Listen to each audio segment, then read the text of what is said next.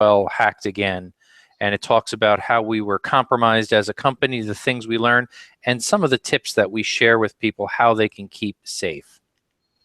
That is quite a noble goal, and obviously something very, very hard, because we have hundreds and hundreds and hundreds of companies making tons and tons of solutions, and it seems like there's never that one silver bullet that's going to keep people from clicking the wrong link or downloading the wrong program.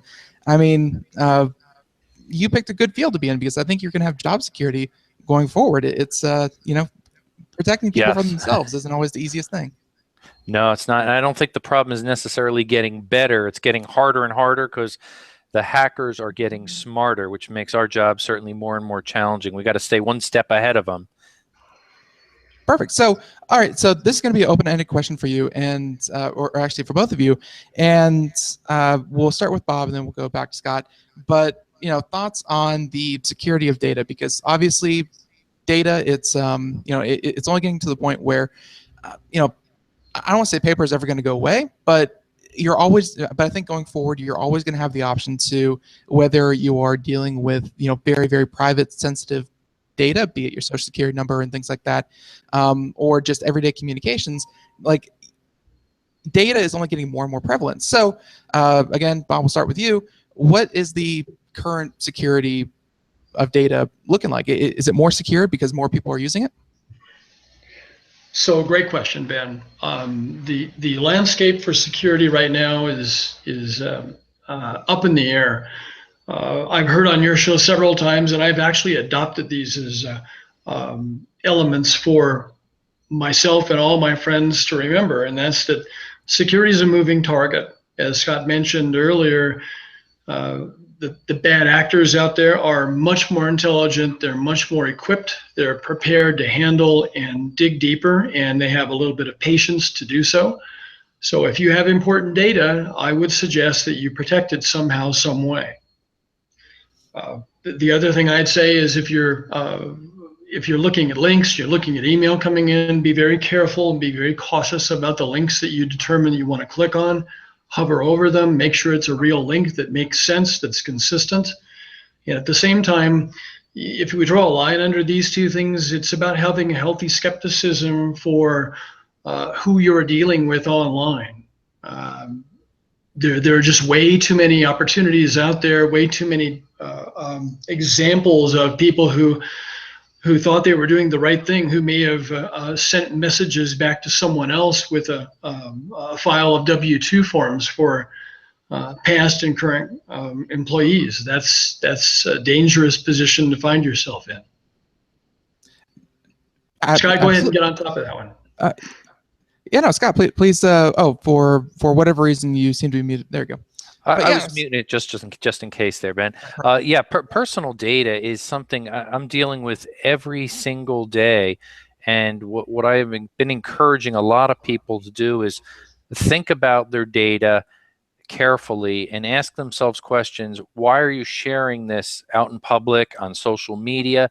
And if it is something that's proprietary, if there's IP in there, anything sensitive, is your data encrypted and properly handled? And I find that a lot of people don't even think about that. And they're saying, well, who can read it? Not realizing that how many emails have been compromised, be it the recent Yahoo hack, for example, where you've got 500 million plus emails that are compromised. Everybody that communicates in this world with email is talking to somebody that's got a Gmail. So guess what? If we're not encrypting our information and keeping it safe, there's a high probability that other eyes are actually seeing it. So we really got to think about what we're putting out there information-wise. Again, be it social media or what we're putting in email innocently, it could be easily read and compromised. So encryption is really, I think, the key going forward.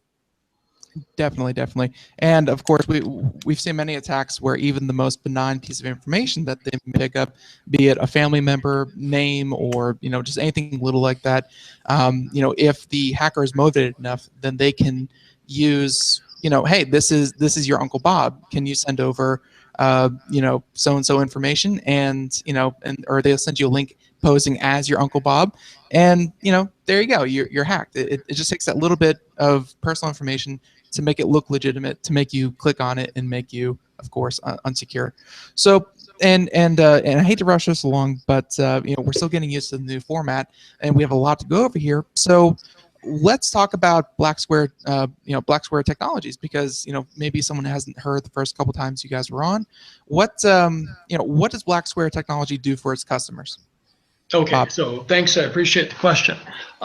We build hardware encryption in key management devices, which allow any user to protect, or by encrypting, any data on his computer or in his network, no matter where that data is stored. So if you store important data in the cloud, you can now encrypt it and protect it. If I'd like to share that data, for example, with another person, in order for them to decrypt it, they'll require an Enigma, and they'll require knowledge of the passphrase that I use to encrypt the data. That way they can decrypt the data, modify it, add to it, create a new file, and then re-encrypt it. So now you have an end-to-end solution that you get to control. All right, and Scott, why is that? Why is that such a better solution than trusting, these big corporations with protecting your data? Of course, Yahoo. Other than that one 500 million email leak, why is an end-to-end solution like the one Blacksquare offers a good idea? Well, there you're getting complete protection of your data. And I should point out, too, if Bob didn't mention it, they're not really storing your data either, where somebody can get in there and get it. And that's an important piece, because if you look at everything in the data chain, the hackers are going to find the weak point, and that's what they're going to approach, and that's what they're going to really get your data and make the compromise. So if it's truly end-to-end, as what would really the Enigma provides there, you're going to have total protection for your data, and it's simple to use. And personally, I like the fact you can jump between different platforms. If you're a PC guy and you want to go to iOS, you can do that as well. You have that option there, which is probably one of the most important things. At least in our business, we're back and forth between Windows and Macs all the time, and we have to protect our data. So we use the Enigma, and I always recommend it to people to keep it safe, end-to-end encryption. Very well said. And of course, I think that leads right into a really good point about where can users expect to be able to use Enigma, because like you said, if you're in a business setting, sometimes they swap out computers left and right, and you don't even know where your computer is, or maybe you're on the travel and you have 3 or 4 computers that you switch between. Where would one expect to use Enigma? So great question. I use it to protect data both personally and for our business. I originally wanted to build the device so that any user could protect his TurboTax files and encrypt it so that no one else could see them. We've morphed since then. We've now found traction and interest from small businesses, from middle markets, and now we're moving into the public and private sector. So now it's a manageable device, which in an enterprise environment can be managed by the IT team. So if I wanted to send an encrypted file to the cloud and travel without my notebook, I can now do so. All I have to have at the other end, wherever I land, is a computer with internet access and a USB port, because our products currently are USB enabled. Then I can go to the cloud, I can use my name and password and get into the cloud, then I can decrypt my file. And without the Enigma, no one can decrypt your file. So you're pretty safe in that respect. Right, and Scott, I'm going to kick over to you with what happens when, and obviously you're a user of the Enigma, but what happens if you lose the Enigma? Because we talk about password managers here on the show all the time, and some people are skeptical, which I think we've pretty well covered the fact that they shouldn't be too skeptical. That if you have a master password or any kind of thing, like any kind of master key that lets you get into anything else, and it's just that one password, passphrase, what have you. If you lose the your Enigma USB, how susceptible? Like, what happens if you lose it? Well, it's a good point there. I guess what's important to realize is, in this case, the Enigma is really, in a sense, transparent to your operating system. So you're not storing this key or this password on your computer, on your PC, your notebook, again, be it Apple or PC, and that's important to realize, because that's what they're going to chase after. If they can get a master a password, and that's true in a lot of other competitive password managers, and there's some good ones out there, and they do help you, but a lot of them do have several weaknesses. That being, what happens if your master password, as you mentioned, Ben, gets compromised? Yeah, I think of LastPass and a few others. Yeah, good security, but imagine if that does get compromised there, and they've had some snafus too, which causes people to be very concerned, because now you've got the keys to the castle. Now maybe you stored 50 passwords in your password manager, and now if they get that master password or they could hack it, oof, you're in big trouble. Yeah, that's a great point. Right, and Bob, kind of going back to you, how does how does data theft impact Blacksquare? So let me double back and answer your question about what happens if you lose Enigma. Sure, go for it. Let me just pile on top of what Scott said there. We create a super secret key, which is stored in our module, which no one can reach in and grab. You can't find that secret key for a comparison value. So if someone loses Enigma, number one, you'll have to replace it. And when you replace it, you'll just initialize or log in with the last password that you used. Meanwhile, if Scott finds it on the street, now he's got to figure out, A, what Enigma is. He can look at the demo online, and then he can try and plug it in. And then he has to emulate my passphrase. Since he doesn't know me and he found the device, his chances of doing that are about 0. So the benefit there is that if you lose it, you still have peace of mind knowing that your files are encrypted and protected. Now you just have to go replace your Enigma, and in about 30 seconds, you're back up and running again. Does that help a little bit?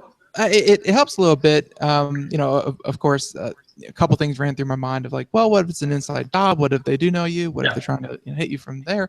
So, I mean, how well have you thought out potentially someone else getting an Enigma and using Enigma against itself? How easy is it because you mentioned that you could have multiple people share files using this one device. How easy would it be for someone to kind of use another Enigma to get access to my files that are stored somewhere else? That'd be pretty much, of course, I would say this, that if you're storing other files in other locations and I'm not part of your trusted network, you'll probably use a different key. So you'll create your own password or passphrase for those files.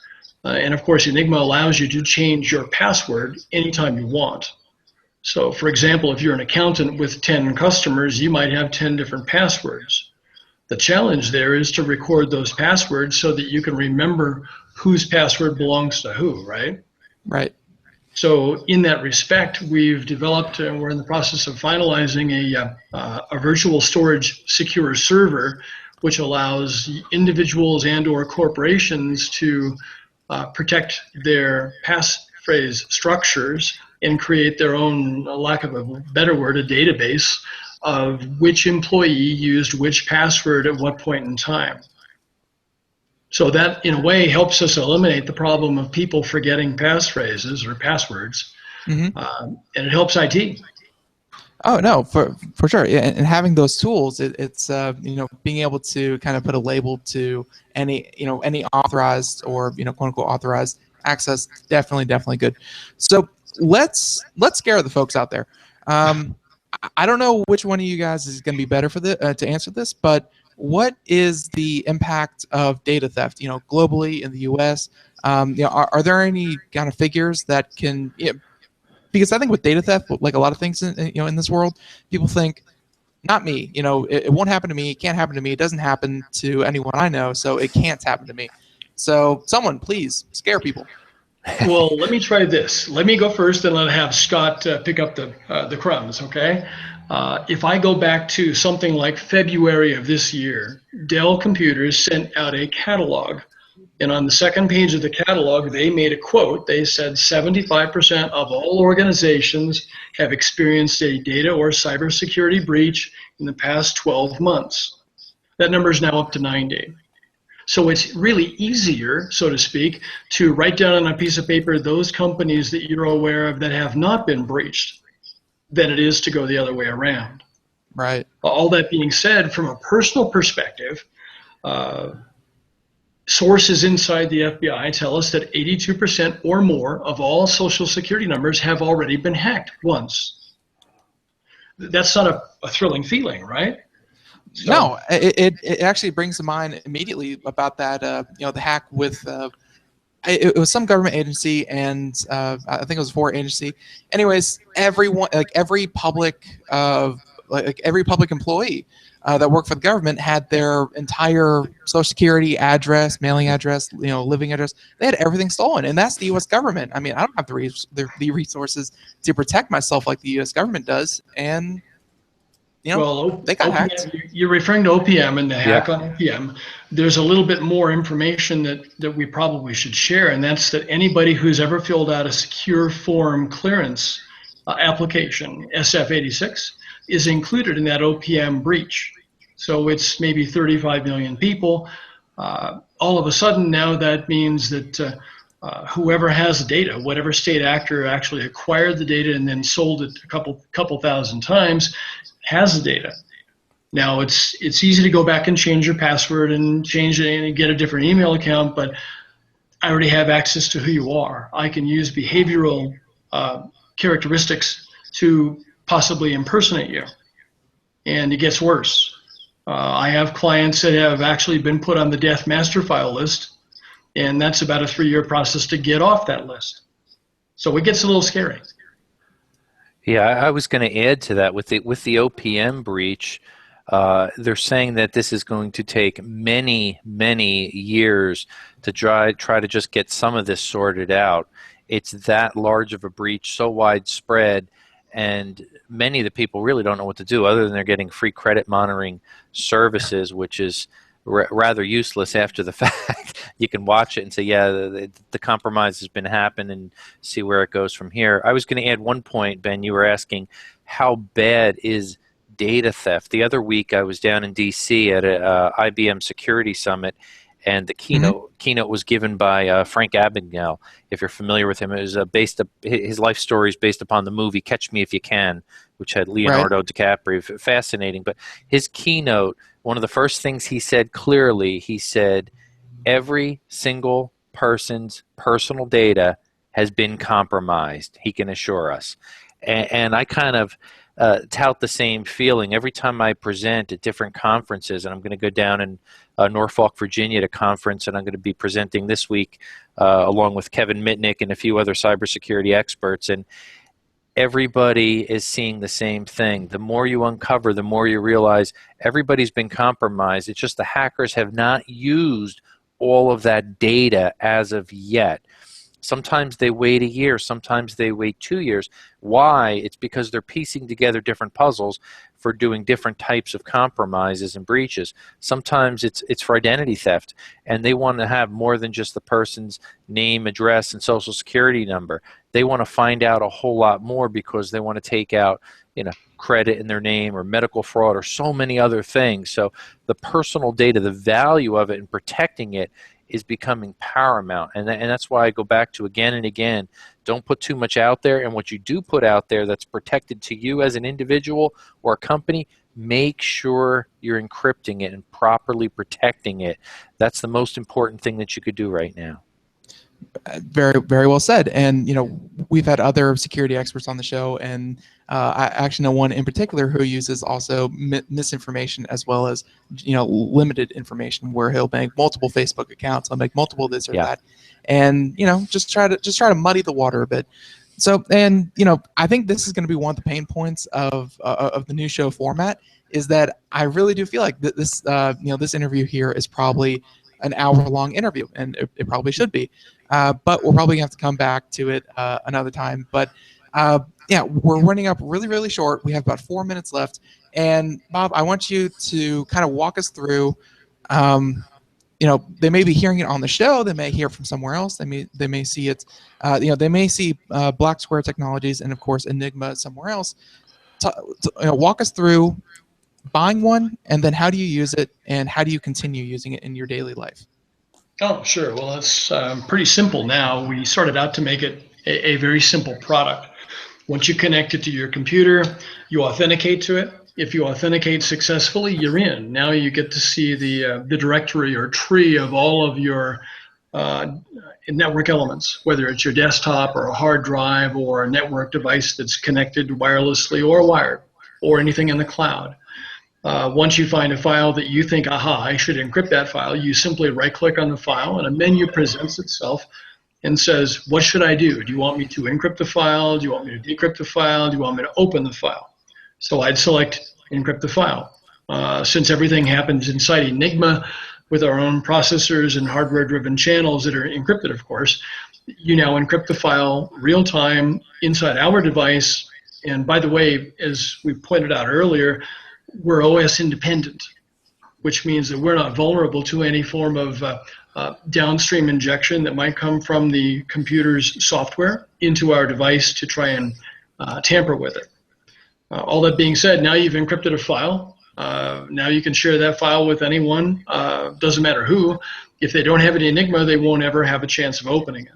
So we sort of like the way we're moving. The direction is obviously more towards larger companies, and we're building out that IT management solution so that IT can then manage its own employees. For example, if HR calls IT and says employee number 123 is leaving today, with 2 clicks you can disable the Enigma that they have so they can't cause any damage to you. Very, very cool. And Scott, I mean, he made that sound really, really easy. Is that how you find yourself using it?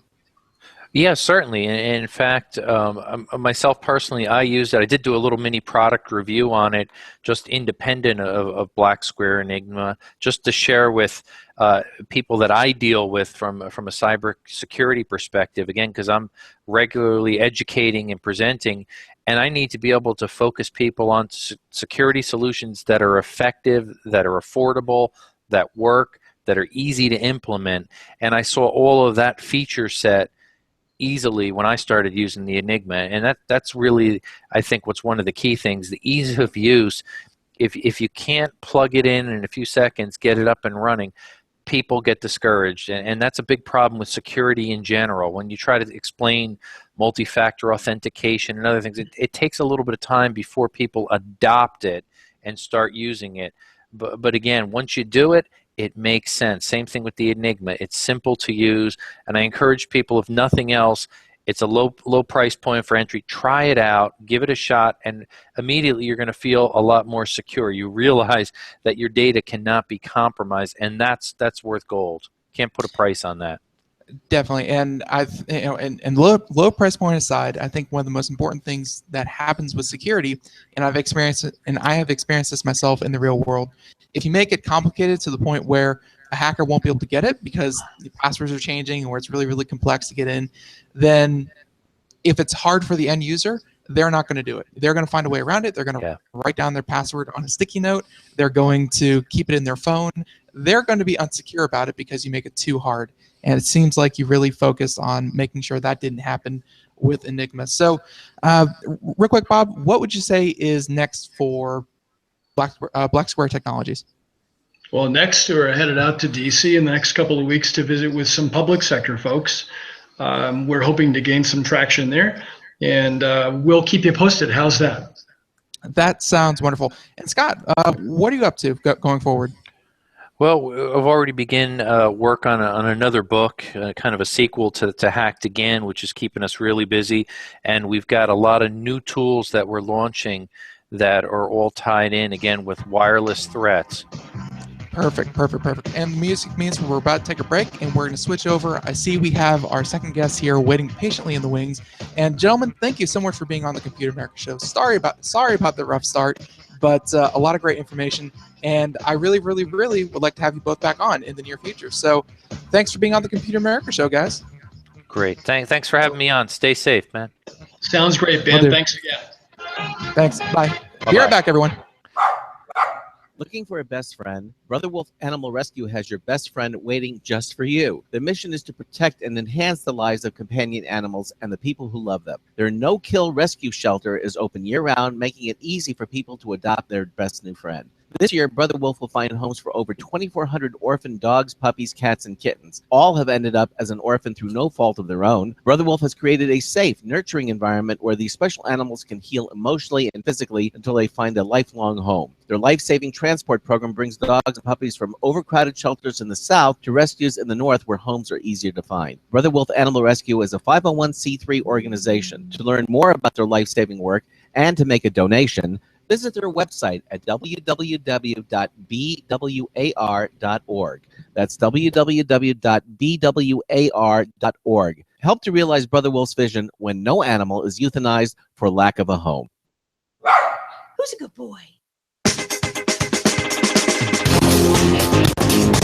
Anybody remember why there's a string around my finger? Marty Winston with a News Tips Bulletin Review for Computer America. This time we got in the eHang Ghost Drone 2.0 kit with their VR goggles. This drone is a precision instrument with a gimbal-mounted spherical 4K camera and an impressive amount of control.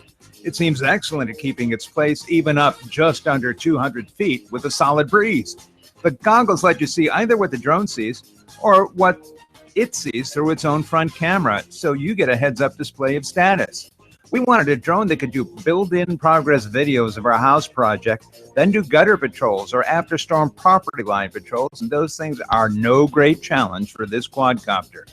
Bottom line, the eHang Ghost Drone 2.0 with VR and a 4K camera, it's an ultra-high-def eye in the sky that even we can fly. Marty Winston, News Tips Bulletin for Computer America. And welcome back to the Computer America Show. Oh, there we go. And welcome back to the Computer America Show. It is 32 minutes past the hour. And yeah, and I know that the second hour guest is currently trying to call me on the phone, but really can't do that right now. But yeah, no. So in the first hour, we had Blacksquare Technologies, and again, they make the this little device called the Enigma, which is very, very easy to encrypt everything, and end-to-end encryption, very easy to keep yourself safe. Check that out. And also, we had Mr. Scott on, who wrote Hacked Again. I believe we had him on earlier in the past couple of weeks, and again, a lot of good information there. So here, I'm going to actually try to get our second guest here on the show, and we're going to do it by giving them a phone call. So if everyone wants to stay right where you are, we are going to talk to the director of marketing for BloomSky, and BloomSky is this neat little product that will actually has crowdsourced weather photos. So if you want to join in, tap into any, tap into, okay, we're gonna give this a try. And sorry about the phone ringing, everyone, but let's see if this works.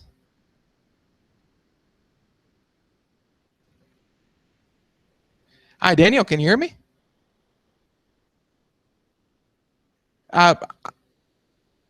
Yeah, I'm so sorry about that. I don't know why the connection is doing this on me, but yeah. So hopefully you can hear me enough to do the interview, and you sound great. So again, this hopefully this will go swimmingly.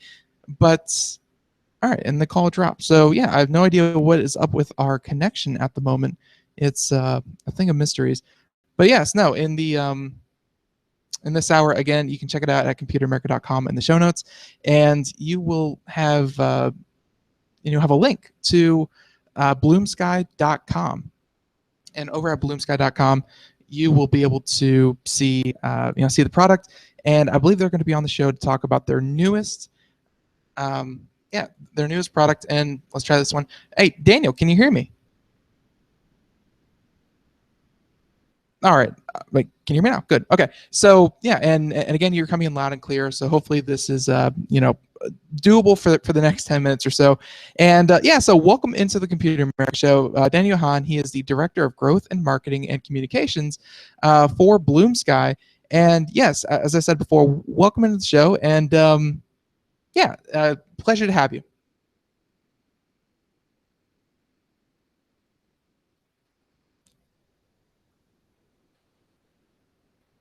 Yes.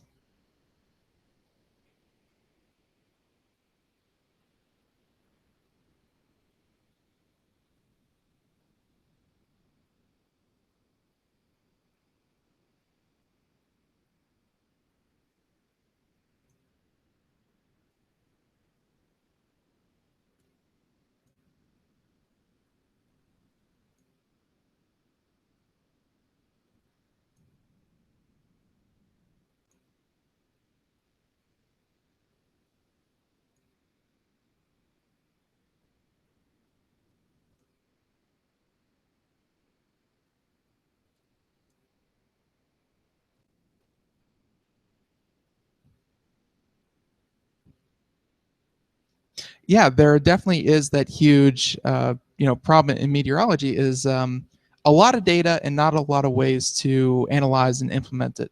So I guess you're on that side about trying to collect the data and then, of course, put it in a useful, display so people can actually make sense of every sensor that's out there. So let's talk about your Kickstarter because I understand that you've recently had a successful Kickstarter. How did that go, and what did BloomSky learn from being on Kickstarter?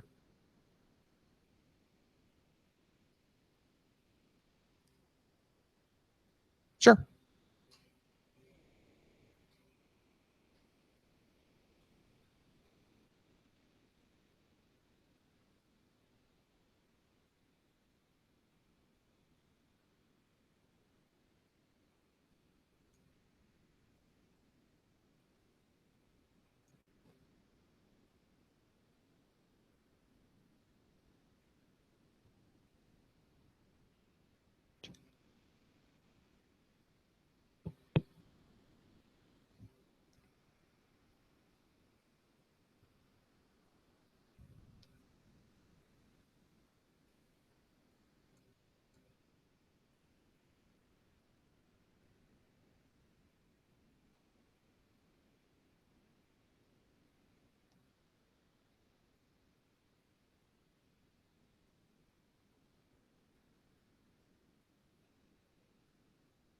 Very, very, very cool. And yeah, it's all those elements are obviously very, very important to you, to your user base. And I see that you went straight from Kickstarter and you kickstarted yet another, and you decided to go to Indiegogo, which is another crowdfunding site. So what are you offering on Indiegogo? That is it just because Kickstarters and Indiegogos, campaigns have a limited amount of time. Did you just want to hit, two different audiences with, two different promotions, or is there, what's the benefit of going to Indiegogo?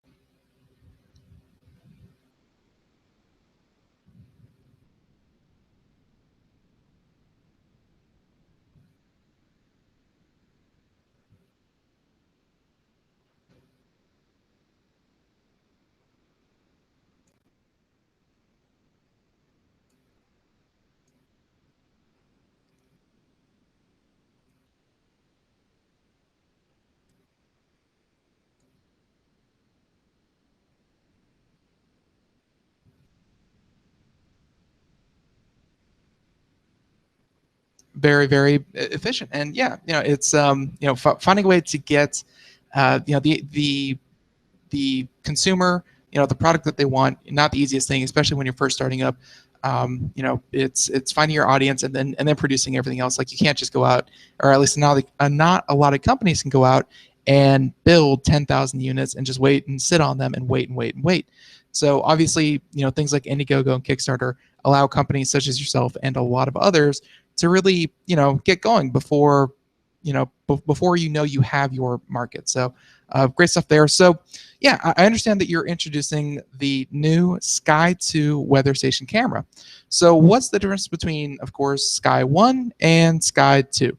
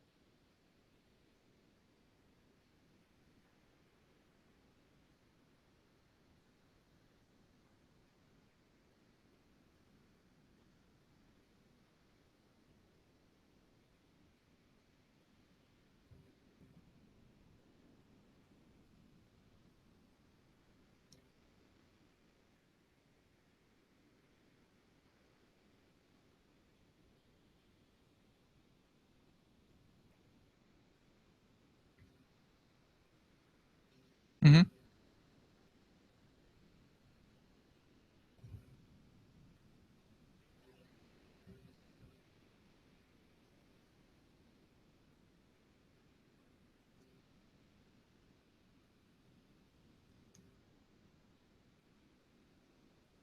Makes a lot of sense. It's even some quality of life changes. It sounds like that you learn from 1 to 2. Very very nice. And yeah, I think everyone out there has probably seen the really really nice time lapses that go out. They cover just entire fields of view, and it's like when you get it right, it looks really really good. So, what is time lapse, and how does it work for for your product?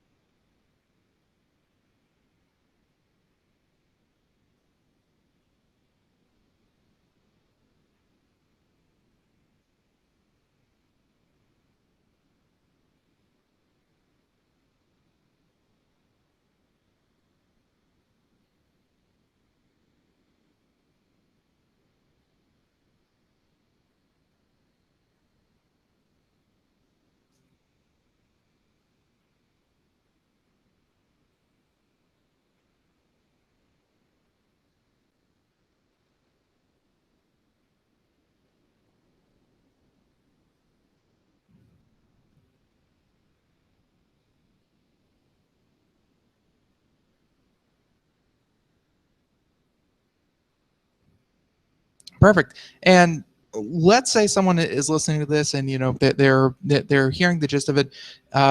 If they go onto your website, and I believe this is true, if they go on over to bloomsky.com, will they be able to see examples of what we're talking about here in terms of time lapses and just kind of location based kind of weather viewing?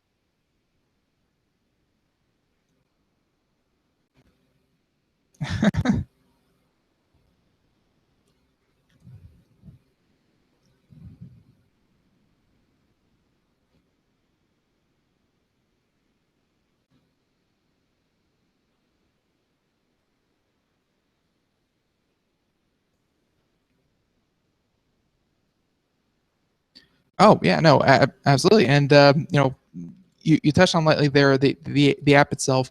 How community driven are you trying to, or at least how community driven is BloomSky in terms of a product? Is it not only is it kind of your webcam for your weather and your kind of thing, but do you find that most users really enjoy being able to see, I don't know, the snow in Moscow, or the weather in Phoenix, or how important is community to BloomSky?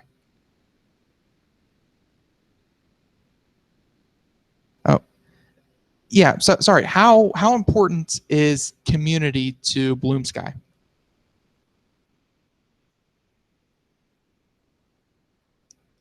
Well, no. I'm sorry. I'm sorry. A community, as in like social media and things like that.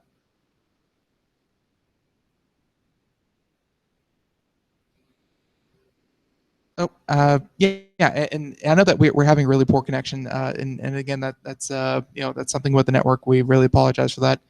Uh, yeah, he actually is probably going to call right back with hopefully try to reestablish that connection. again, it's a day of first with the new time slot and everything like that, and it's going swimmingly, folks. If I'm being honest here, it's going really, really well, and no sarcasm in that at all. But if you're just joining us, and I know we're having some problems on the Google Hangouts as well, if you're trying to watch the video portion, we need to do some tweaking with that later. But yeah, if you're just joining us, yet again, we are talking to Mr. Daniel Hahn. He is from BloomSky, and yes, hopefully he's back on with us. Daniel, can you hear me?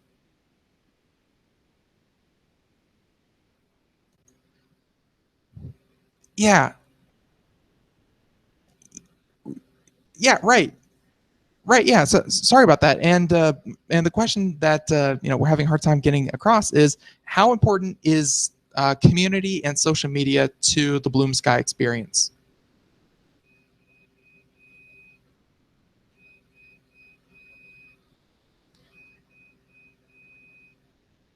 Well, community and social media. Just the social aspect of BloomSky.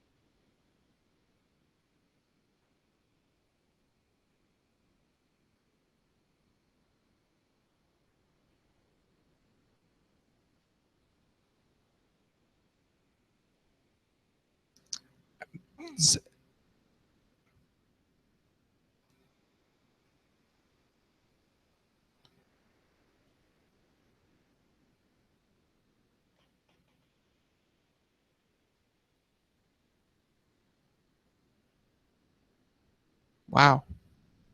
Yeah, very, very, very impressive. And it's little things like that that are very, very possible. Now, and again, hopefully the connection is holding strong. But um, you mentioned something there called hyper local weather forecasting. I think was the term.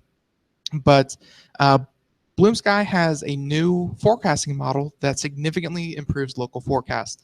So, what is this new forecasting model that BloomSky has developed?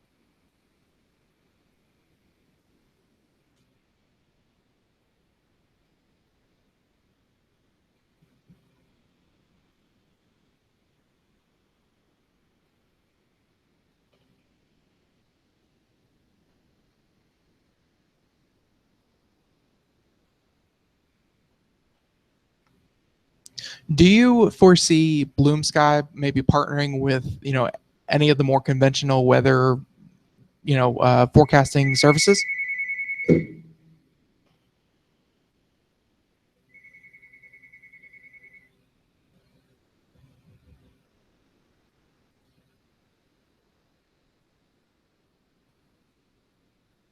Right.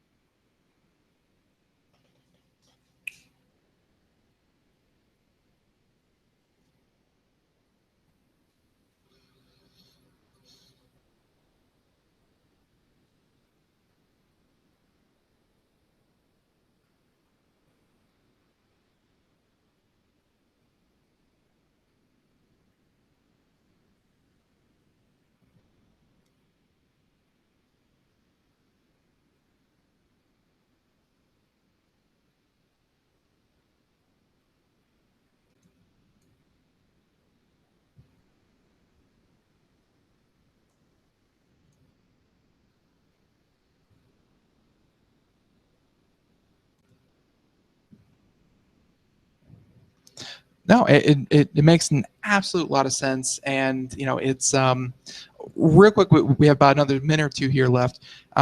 Let's focus back down on the hyper local, as in, what do you think is the end proposition or the value proposition for the end user?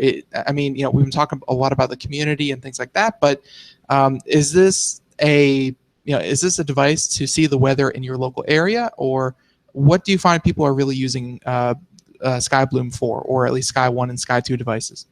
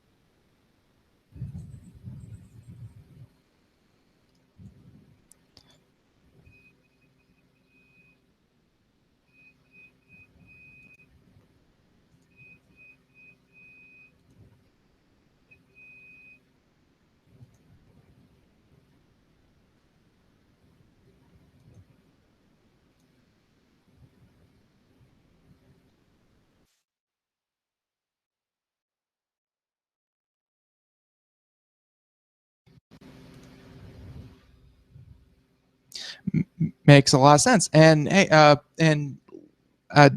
Daniel, we are just out of time here. If again, sorry about the rocky connection, but I think a lot of our listeners, you sound good to us, and I think you got a lot of good information here. If people want to check out more about BloomSky, where do they go?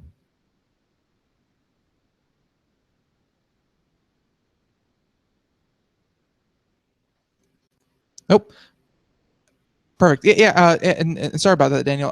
If people want to hear more, or at least look up more about BloomSky, where can they go? And I think you also have an active Indiegogo going. So where can people find out more information?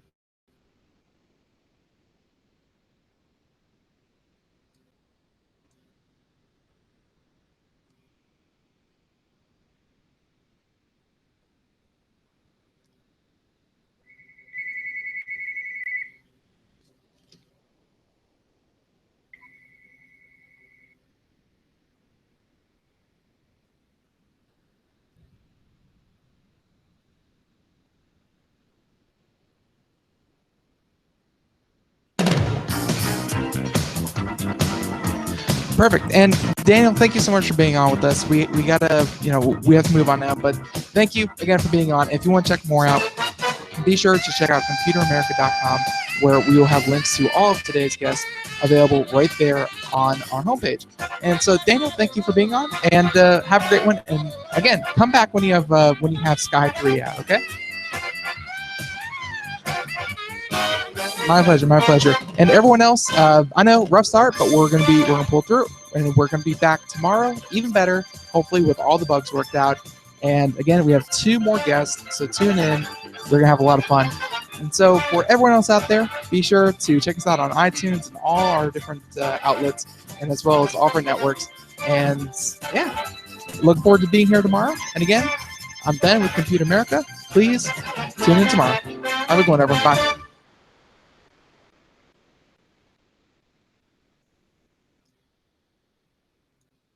All right.